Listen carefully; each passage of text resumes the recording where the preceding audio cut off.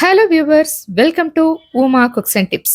இன்னைக்கு நம்ம வீடியோவில் பார்க்க போகிறது ஃப்ளஃபியான எக் ஆம்லெட் தாங்க பார்க்க போகிறோம். ரொம்ப சூப்பரான டேஸ்ட்டில் ரொம்ப ஈஸியாக வந்து இதை செய்யலாம். இது சாப்பாட்டுக்கு நீங்கள் சைட் டிஷ்ஷாக வச்சு சாப்பிட்டாலும் நல்லாயிருக்கும். அது மட்டும் இல்லாமல் பிரெட்டை வந்து டோஸ்ட் பண்ணி அதில் நீங்கள் வச்சு சாப்பிட்டாலும் ரொம்பவே சூப்பராக இருக்கும். வாங்க இதை எப்படி செய்கிறதுன்றதை பார்க்கலாம். இதை செய்யறதுக்கு நான் 2 முட்டை எடுத்திருக்கேங்க. எதுக்காக 2 பவுல் எடுத்திருக்கேன்னா, இதுல இருக்க வெள்ளை கருவையும், மஞ்சள் கருவையும் நம்ம தனித்தனியா பிரிக்க போறோம். இந்த மாதிரி ஒரு கரண்டி எடுத்துக்கிட்டேன். மஞ்சள் கருவை வந்து நம்ம ஈஸியா வந்து ரிமூவ் பண்ணிடலாம். இந்த பாத்திரத்துல வந்து கிரிப்பை வைக்க முடியல. அதனால இந்த அப்பளம் திருப்பி இல்லைன்னா வந்து பணியாரெல்லாம் திருப்போம் பார்த்தீங்களா, அந்த கம்பியை இந்த மாதிரி ஒரு ஸ்டாண்டு மாதிரி ரெடி பண்ணிட்டேன். இப்போ ஒரு முட்டையை வந்து உடைச்சிக்கலாம். பொறுமையா உடைச்சு ஊத்துங்க. இல்லைன்னா உடைக்கும் போதே வந்து சில நேரத்துல வந்து அந்த மஞ்சள் கரு வந்து கலைஞ்சிரும். பொறுமையா வந்து நம்ம இதுல சேர்த்துடலாம். பாருங்க, மஞ்சக்கரு வந்து அழகா கலையாம வந்துருச்சு. இதே போலவே வந்து இன்னொரு முட்டை தான் நம்ம எடுத்துடலாம். நீங்க இந்த மாதிரி தான் எடுக்கணும்னு அவசியம் இல்லைங்க. ஒவ்வொருத்தரும் ஒவ்வொரு மாடல் எடுப்பாங்க. அதாவது சில பேர் கையிலேயே கூட அந்த மஞ்சக்கருவை தனியா உடைச்சு எடுத்துருவாங்க. அதுவும் ஈஸியா தான் இருக்கும். உங்களுக்கு எது கம்ஃபர்டபுளா இருக்கோ நீங்க அந்த மாதிரி செய்யுங்க. இந்த மஞ்சக்கருவை வேற ஒரு பாத்திரத்துல மாத்திடுறேன். இதே மாதிரி இன்னொரு முட்டையும் வந்து உடைச்சி ஊத்திக்கிட்டேன். இப்போ இந்த மஞ்சக்கரு இருக்க பாத்திரத்தை தனியா ஓரமா வச்சிருங்க. இந்த வெள்ளைக்கரு இருக்கிற பாத்திரத்துல இப்போ கொஞ்சமா வந்து மிளகுத்தூளும் உப்பும் சேர்த்துக்கலாம். 2மே வந்து 1/4 டீஸ்பூனுக்கும் குறைவா வந்து சேர்த்துக்கோங்க. இப்போ நம்ம இதை விஸ்க் வச்சு நல்லா வந்து பீட் பண்ணிக்கலாம். நீங்க எலக்ட்ரிக்கல் பீட்டர் வச்சிருந்தாலும் நீங்க அதுலயும் பண்ணிக்கலாம். அதுவும் இன்னும் ரொம்ப ஈஸியா வந்து ஒரு 2 மினிட்ஸ்லயே ரெடி பண்ணிடலாம். இது ஒரு குறைஞ்சது 5 நிமிஷமாவது அவங்க கைவிடாம இதே மாதிரி பீட் பண்ணிட்டே இருக்கணும். வீட்ல வந்து ஜென்ட்ஸ் யாராவது இருந்தாங்கன்னா அவங்கள வச்சு பண்ண வச்சீங்கன்னா இன்னும் குயிக்கா வந்து முடிஞ்சிரும். நீங்க நான் ஃபர்ஸ்ட் பண்ண மெத்தட்ல பண்ணாலும் சரி, இல்லைன்னா வந்து மோர் கடைவும்ல அந்த மாதிரி பண்ணாலும் சரி, ரொம்ப ஈஸியாவே பண்ணிடலாம். குறைஞ்சது ஒரு 5 நிமிஷமாவது அவங்க இந்த அளவுக்கு ஒரு ஃபோம் கன்சிஸ்டன்சி வந்ததும் நம்ம எடுத்து வச்சிடலாம். இப்போ மஞ்சக்கருல அதே மாதிரி உப்பும் மிளகுத்தூளும் 1/4 டீஸ்பூனுக்கும் குறைவா சேர்த்துக்கோங்க. வெள்ளைக்கருலையும் மஞ்சக்கருலையும் தனித்தனியா இதே மாதிரியே சேர்த்துக்கோங்க. மஞ்சக்கருவை கடைசியா நம்ம தவாலியோ இல்ல பேன்லயோ சேர்க்கும் போது இது மாதிரி பீட் பண்ணிக்கிட்டீங்கன்னா நல்லா இருக்கும். முன்னாடியே செஞ்சு வச்சிட்டீங்கன்னா ரொம்ப திக்காயிடும். இப்போ ஒரு பேன் வச்சுட்டு அது லேசா சூடானதும் இதுல 1 டீஸ்பூனுக்கும் குறைவா வந்து எண்ணெய் சேர்த்துக்கலாம். இப்போ இந்த பேன் முழுக்க வந்து இதை ஸ்ப்ரெட் பண்ணி விட்டுறேன்.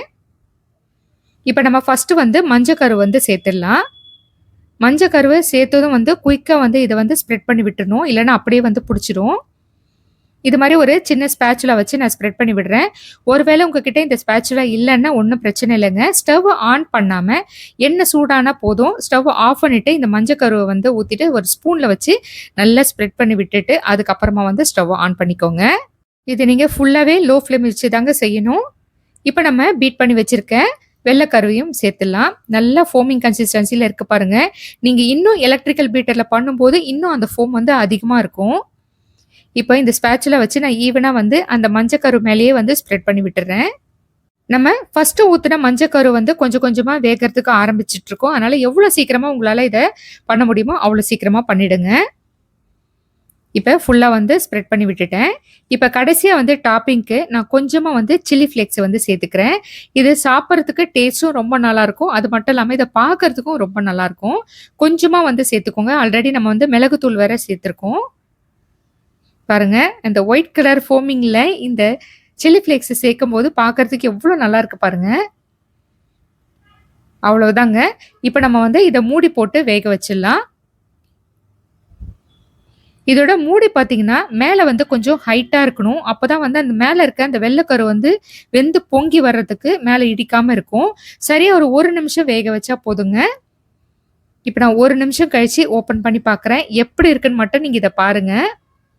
சூப்பரான ஃப்ளஃபி ஆம்லெட் ரெடி ஆயிடுச்சு. இது சூடா இருக்கும் போதே சர்வ் பண்ணிடுங்க. அப்பதான் சாப்பிட்றதுக்கு ரொம்ப நல்லா இருக்கும். இப்போ நம்ம இதை பிளேட்டுக்கு மாத்திடலாம்.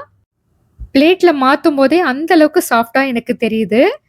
இப்போ நம்ம இது பேக் சைடில் வந்து எந்த அளவுக்கு குக் ஆயிருக்குன்றத பார்க்கலாம். ஏன்னா நம்ம வந்து சரியாக 1 நிமிஷம் தான் வேக வச்சிருக்கோம். கீழே வந்து தீயாமலும் இருக்கணும், அதே நேரத்தில் வெந்து இருக்கணும்.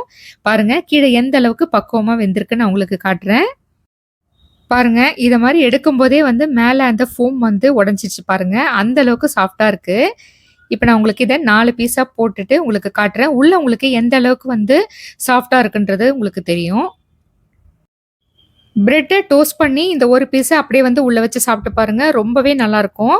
பாருங்க, பார்க்கறதுக்கு எந்த அளவுக்கு சாஃப்ட்டா இருக்கு பாருங்க. ஒரு பேப்பரை வந்து நான் கையில வச்சிருக்க ஃபீல் தான் இருக்கு. அந்த அளவுக்கு லேசா இருக்கு. நீங்களும் இதே மாதிரி செஞ்சு பார்த்துட்டு எப்படி இருக்குன்னு எனக்கு கமெண்ட்ல சொல்லுங்க.